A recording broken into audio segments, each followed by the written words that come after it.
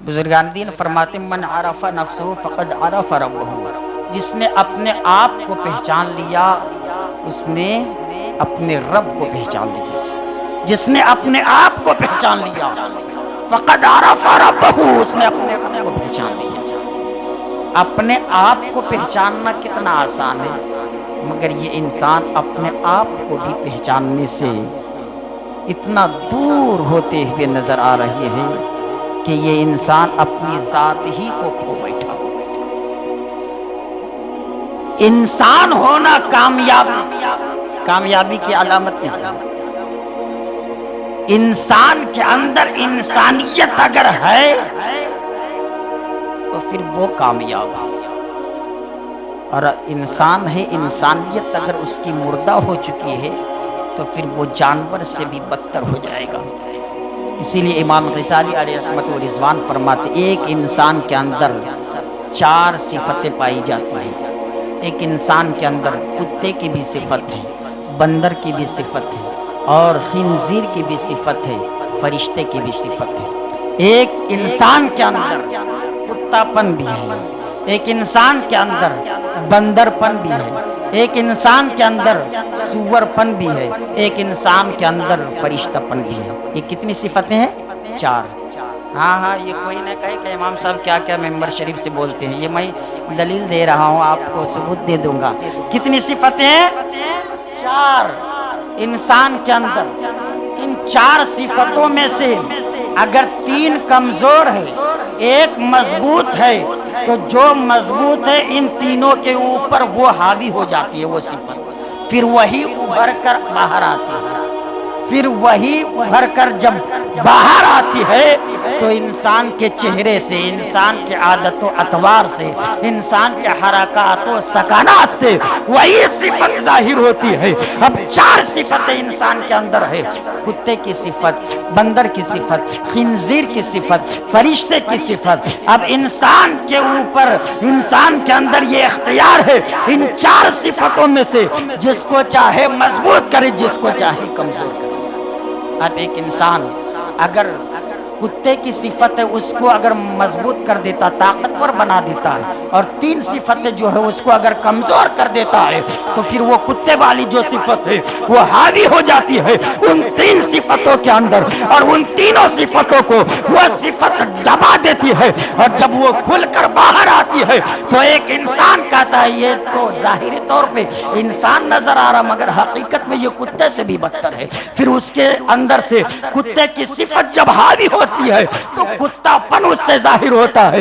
ایک دوسرے کے اوپر بلا وجہ بھوکتا ہے، ایک دوسرے کے اوپر بلا وجہ چیختا چلاتا ہے، اور اگر بندر کی صفت حاوی ہو جاتی ہے تو بلا وجہ وہ اچھلتا کودتا ہے، بلا وجہ وہ لوگ ایک دوسرے کو پریشان کرتا ہے۔ خنزیر کی صفت غالب ہو جاتی ہے تو بلا وجہ وہ ضرورت کی باتیں، ضرورت کی چیزیں جو نہیں ہے ان چیزوں کو اپناتا ہے، اور آخر میں جا کر کے وہ نالیوں میں، کیچڑوں میں، گٹر میں جا کر کے پڑ جاتا ہے۔ جو جانوروں کی صفت ہے وہ جب وہ حاوی ہو جاتی ہے تو پھر وہی چیز کھل کر باہر آتی ہے، پھر وہی اس سے ظاہر ہونے لگتی ہے۔ مگر اگر ان 3 صفتوں کو جو کمزور کر دیتے ہیں اور جو فرشتہ کی صفت ہے وہ غالب کر دیتے ہیں، امام غزالی فرماتی ہے پھر ایسے انسان کو جو بھی دیکھتے ہیں پھر وہ کہتے ہیں ارے ان کو دیکھ کر تو خدا یاد آتا ہے، ان کو دیکھ کر تو رسول اللہ یاد آتے ہیں، جب ان کو دیکھتا ہوں تو قبر کے سوالات یاد آتے ہیں،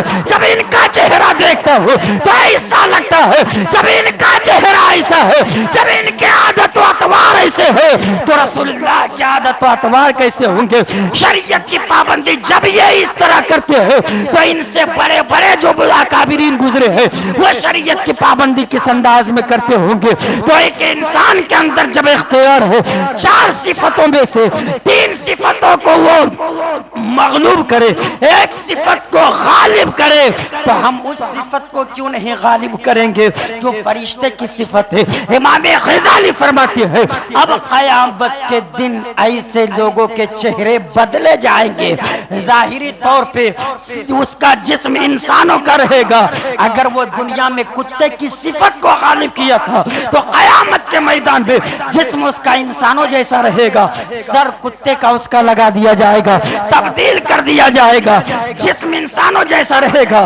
سر بندر جیسا کر دیا جائے گا، جسم انسانوں جیسا رہے گا، سر خنزیر جیسا کر دیا جائے گا، کیونکہ دنیا میں وہ انہی صفتوں کو غالب کیا تھا۔ اور اگر کوئی فرشتے کی صفت کو غالب کیا ہوگا تو ایسا ہی کے بارے میں آقا فرماتے ہیں کہ قیامت کے میدان میں اس کا چہرہ ایسا چمکے گا گویا کہ 14ویں کا چاند چمک۔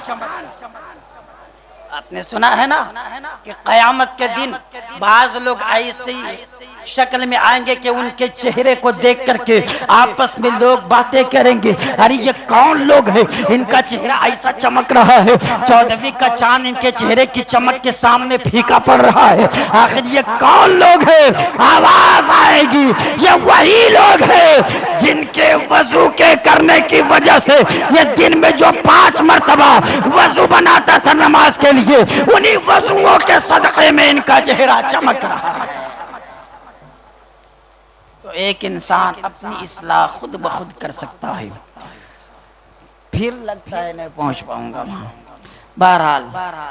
پھر کبھی موقع ملے گا تو پھر میں چھیڑوں گا کہ قیامت کے میدان میں 5 سوال جو کیا جائے گا، ان سوال کی جواب میں ہم کتنی تیاری کی ہیں۔ پہلا سوال، دوسرا، تیسرا، چوتھا، پانچواں سوال آپ نے سن لیا ہے، انشاءاللہ موقع ملے گا تو گفتگو آپ کے سامنے کروں گا۔